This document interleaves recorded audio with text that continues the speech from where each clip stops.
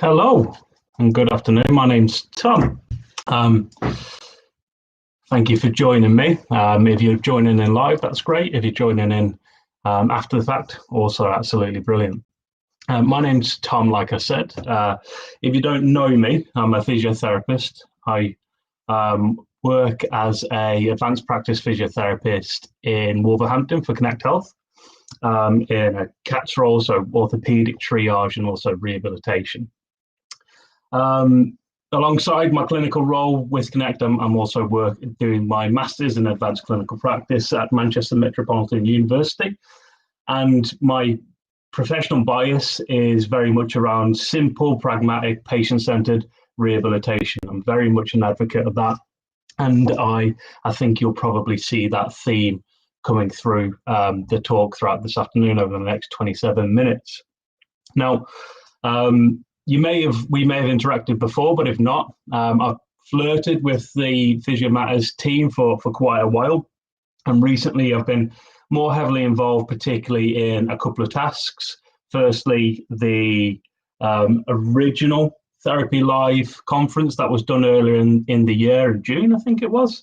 Can't remember, I've lost track of time with everything that's going on.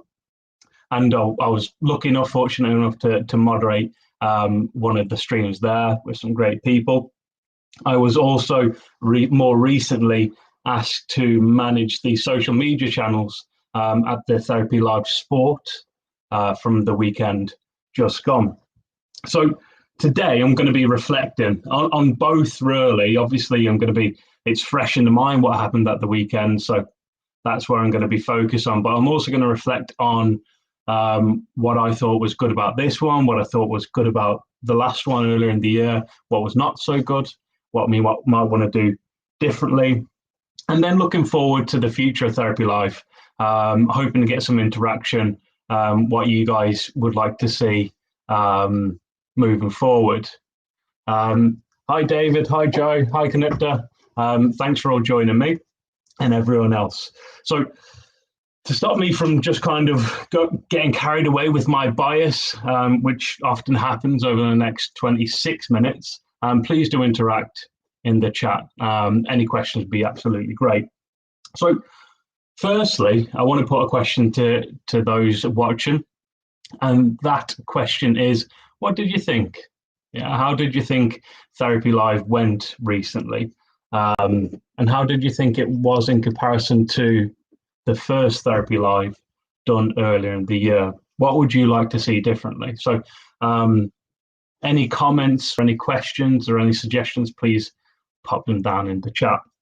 But for me, I thought Therapy Live Sport was an absolute success. I've got to be honest, it's sport, although, I like rehabilitation, I like movement, and I like promoting people to, okay, Joe, I like people to engage in sport because it's so good for so many things.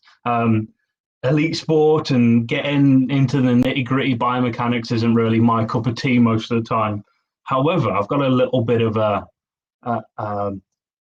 thing to admit, which is I actually think I enjoyed Therapy Live Sport more than I enjoyed Therapy Live, the original. And I think there's a few reasons why that might be. And one of the big ones was the tech. And I'd really like to get your thoughts on the tech in the comments or any emails if you listen after the fact. But in the first, it was quite well publicized in the first Therapy Live. The technology was a little bit clumsy. Yeah, it kind of ruined the flow a little bit.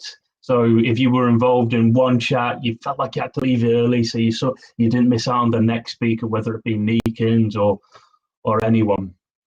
So it just, I don't know, there was a lot of pressure. It was a bit awkward, really. But this one, it was absolutely brilliant. And if I can share an example for those who didn't watch it live and are planning to watch it back, watch the talks back. When I was tasked with watching a few things for the social media channels. And I found myself in my office and I thought, I was running low on caffeine, so I went downstairs to get a coffee, but didn't want to miss out on what was going on. So I actually, midstream, I switched from my computer to my phone and was able to watch the stream straight away onto my phone whilst I was watching a coffee in my Batman dressing gown. I shouldn't share that really, but it is true.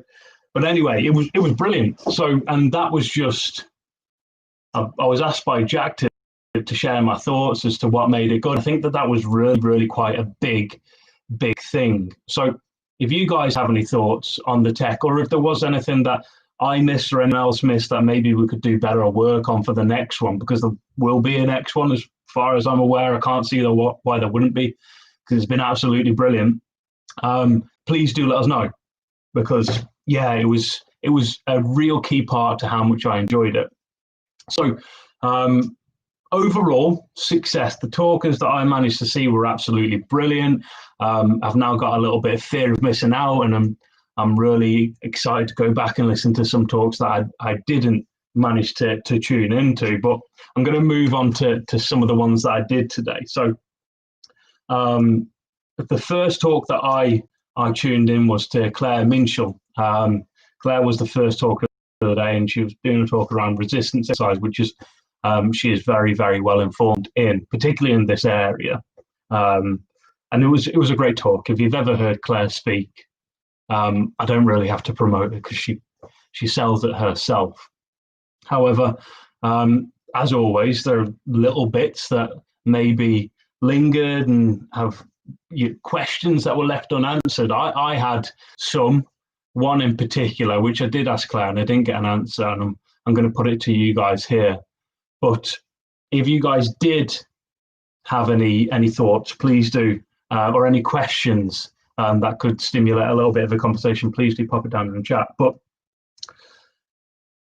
the one bombshell for me, and I tweeted again about it at the time just after on the Physio Matters podcast Twitter feed, that was Claire cited the notion that strength exercise has an important role in joint stability, which has an important role in long-term joint health.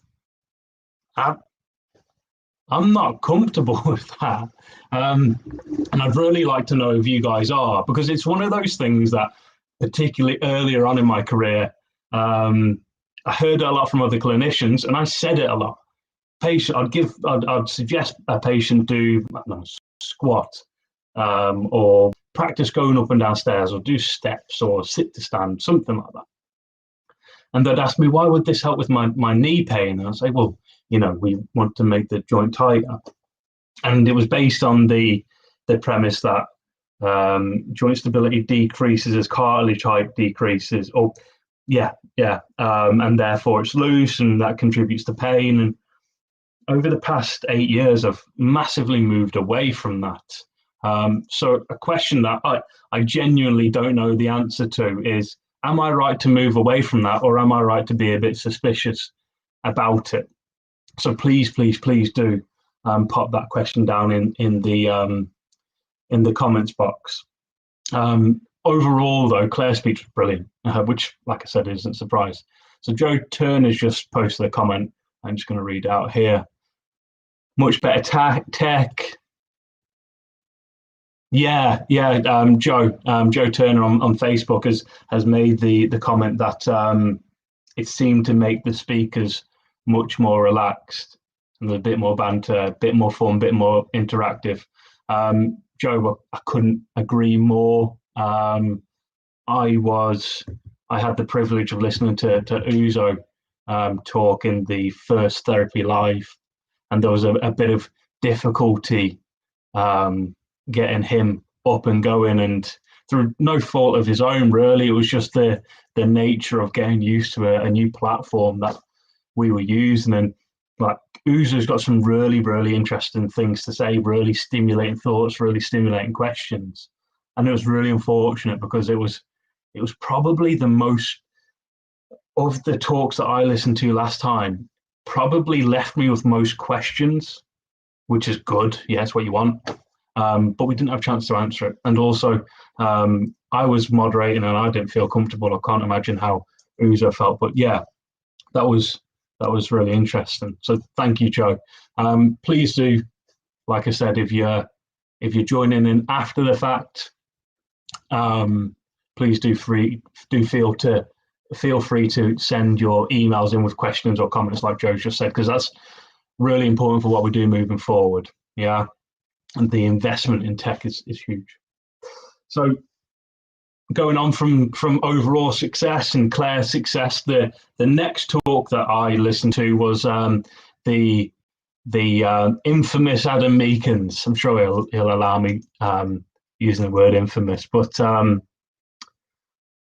yeah, when I'm reflecting on Adam's talk, it was great. It was entertaining. It was everything you expect from Adam Meekins. It was full of his own reflections of vast experience and in-depth attention to the literature around around shoulder pathology in particular. And it was fun. Yeah, it was really, really, really good. And Adam and I have a few kind of back and forths on a few social media platforms. So I really, really wanted to find something that I could pin him down on, something that I could critique him on. But I don't think I could really. It was just a great talk. But if I take that one step further, I guess the question that I would ask is, to myself upon reflection, and I want to put to you guys and get your opinion, was a lot of the things that Adam came forward with were pretty well documented, not just in the literature, but in the echo chambers that you and I are probably involved in. Things like, it's really difficult to be specific with structural diagnoses. It's really important to keep moving as opposed to stick with one posture. Scapular dyskinesis, and all of these things, that are I was particularly interested in the scapula's movement and posture in shoulder pain 6 years ago. But now I've moved away from that. And I think most of us who are watching and listening right now and did at the weekend probably have too. So could we have held Adam to a little bit of a higher standard of learning maybe? Could we have critiqued what you're saying a bit more? It was entertaining. It was really, really, it fit all my biases. But I didn't come away from Adam's talk thinking that it wasn't kind of practice change, and it wasn't something that really made me think. But maybe it's just because it's a conversation that I'm involved in quite a lot anyway in work and on social media. So David has popped the question up here. Meeks was great. Did he address the topic? No discussion of thoracic spine issues. Yeah, it'd be great to have him here. I don't know if he's hiding in the comments or if he's listening back to this, but I noticed there was a lot of noise around this talk on social media the night before, and I'm not sure if he did. I think I shared what you're suggesting there, Pulse, in the sense that Adam seemed to touch on a lot of topics, and everything that he touched on was really entertaining and really well informed.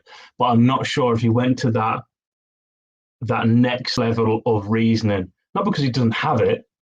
It's just maybe the moderators did step in and push him on things. Maybe those who were asking the questions in the comment didn't.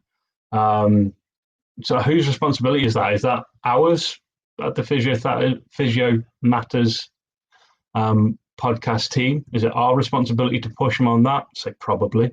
Is it Meeks's responsibility? Again, probably. And how much of a responsibility does the listenership have when asking questions in the comments? I'm not sure, but Paul, so it'd be really interesting to hear your thoughts on that. Who is responsible to hold him to account there? Like I said, I'm sure you'll agree that it was a great talk, but yeah, That'll be interesting to hear you there. So let's take that away. Joe's asked a question, Joe Turner again in the comments. Would I be more comfortable with the claim of shock absorption rather than joint stability? Yeah.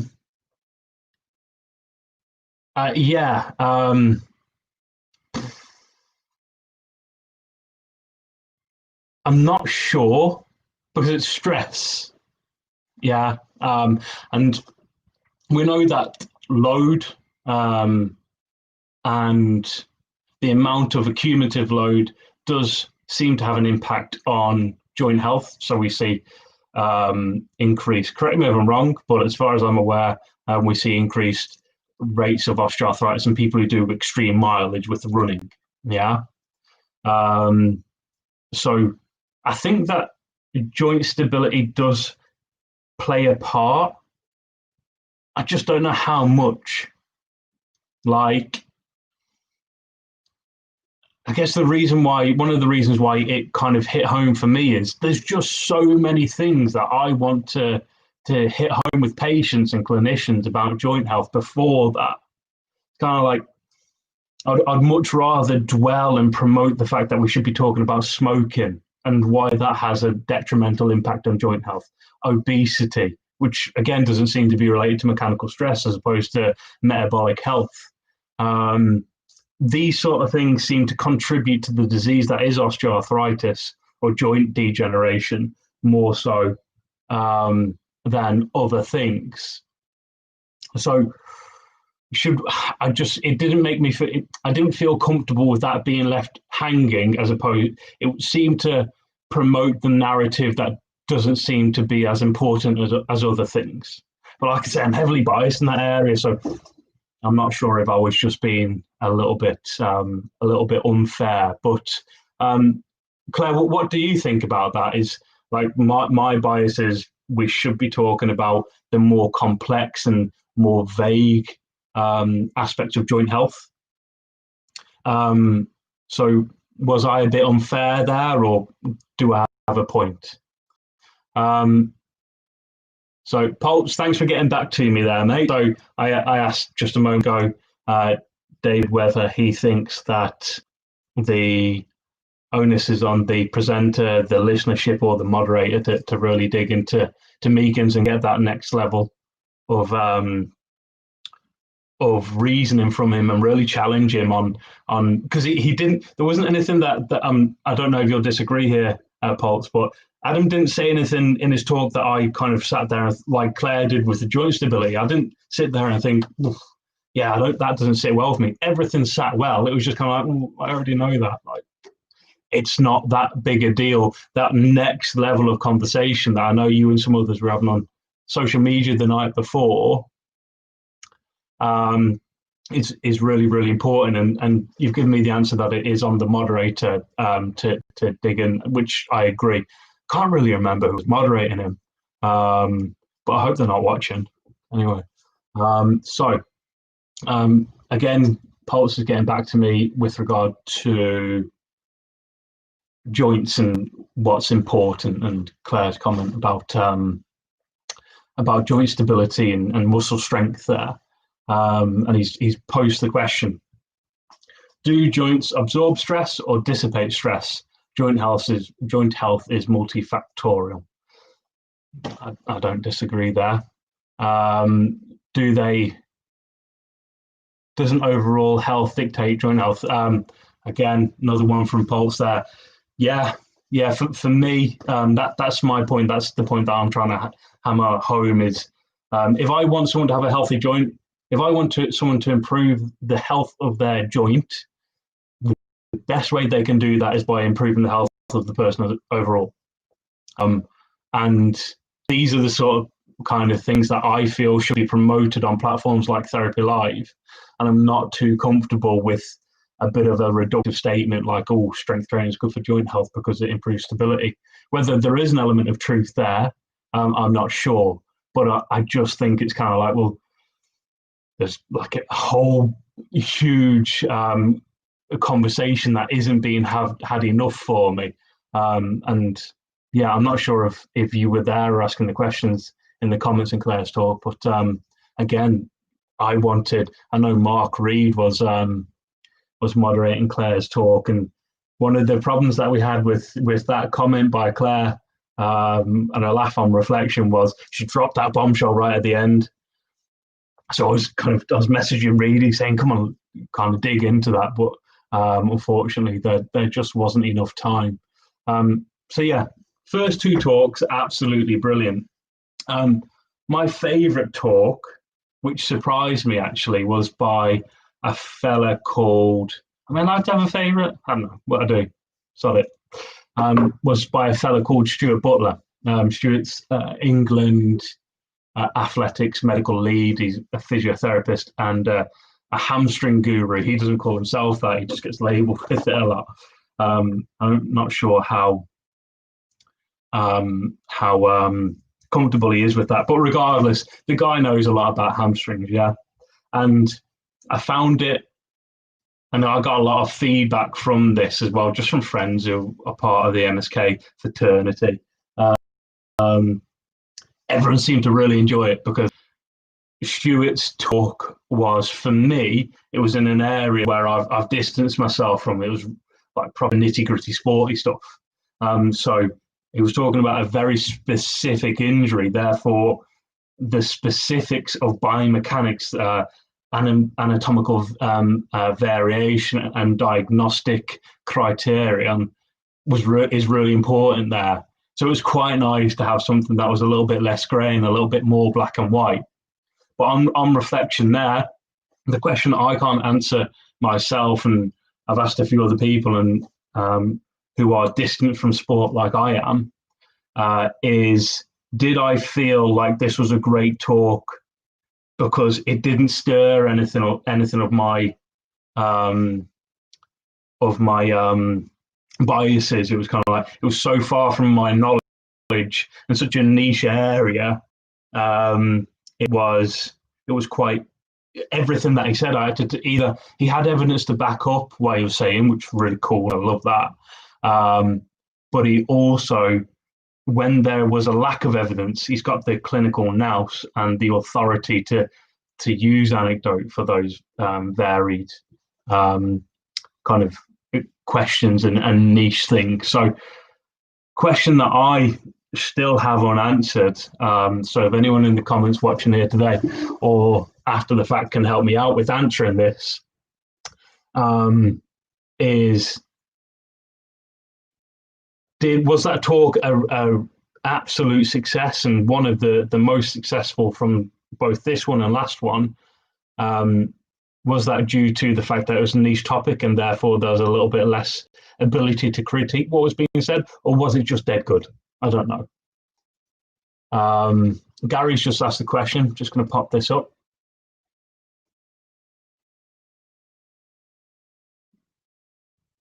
Yeah.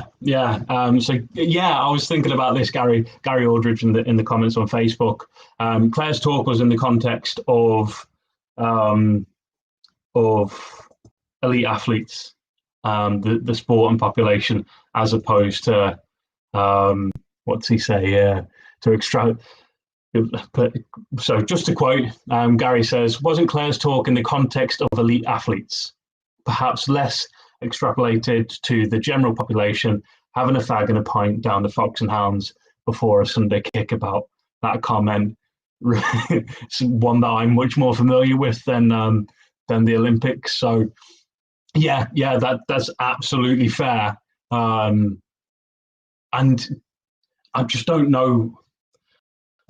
I felt uncomfortable with the fact that comment was left right at the end, and there was no chance to ask a question like that. Like, it would have been really cool to be able to say to Claire, and if she's watching back, I'd genuinely really love to hear your opinion on this, because I just don't know the answer here, and that is joint load, a cumulative load. I guess it would be more of an issue in the strength population, because in the elite sport population, because these are people, by the nature of their job and their livelihood, are healthy, so we don't have to worry so much about smoking and drinking, I guess. although I'm sure there's a few that do engage in less healthy activities. But then even then, Gary, I guess the thing that I would like to have been asked is, well, how do we measure that? Are we able to really specifically measure joint stability, whatever that is in terms of a measure? And is there any data that does a sort of longitudinal follow-up study to say, right, okay, these people have less joint stability and they then go on to develop more OA? I'm not sure. That's just that isn't me saying that there isn't. It's just I've got no idea. If there was a study like that, it'd be brilliant. And then so we're running out of time, but it was really cool. It was a massive success. I love Stuart Butler's talk, Physio Butler on Twitter. Absolutely great, and I'm really looking forward to his podcast moving forward. There was Greg Lehman's talk. I haven't had a great chance to talk about that, but Greg's always a pleasure to listen to. Quite entertaining as well as extremely knowledgeable. I didn't have a chance to watch Ian Griffiths' talk and friends and the debate around footwear for running and comfort, that conversation. So I'm really looking forward to getting back and watching that, and some other talks that I didn't have a chance to listen to as well later on in the year. I think Chris Cowley speaking about exercise-induced leg pain. I want to get back to that. I only saw some snippets and then some discussions later in the day. But I'm fortunate enough to have my Physio Matters Plus membership now. So they're just sitting there. I've just got to find the time, and I'm sure I will, particularly Ian's, because Ian's always a pleasure to listen to. If you never heard Ian Griffiths speak, sign up. It's £5 a month and listen to his talk, because it's a topic that's got like loads of nuance and loads of opinions around it. This foot comfort for running, and he's entertaining, well informed, and he really hits home my bias as to when biomechanics becomes relevant. And I think it probably is in this discussion. I imagine it is. But yeah, can't wait to listen to that. So I'll be listening with my Physio Matter Plus membership. If you don't have that, why? It's £5 a month. I spend £5 a week on Guinness, at least. So yeah, I'm sure that you can shake up what £1.25 a week to listen to some awesome content. So yeah, I'm going to leave it there because there was so much. I haven't had a chance to talk about what we're going to do moving forward, but there are going to be more discussions, and maybe that's a chat for another day. But yeah, I'm going to drop out now, and thanks, Joe. Thanks for joining me and making sure that I wasn't just talking into my computer alone. Really good questions. And if you do have any, please do post them in the comments that we haven't got to, or send an email, post a Twitter post. Yeah. Right. Enjoy the rest of your day, everyone. Cheers. Bye.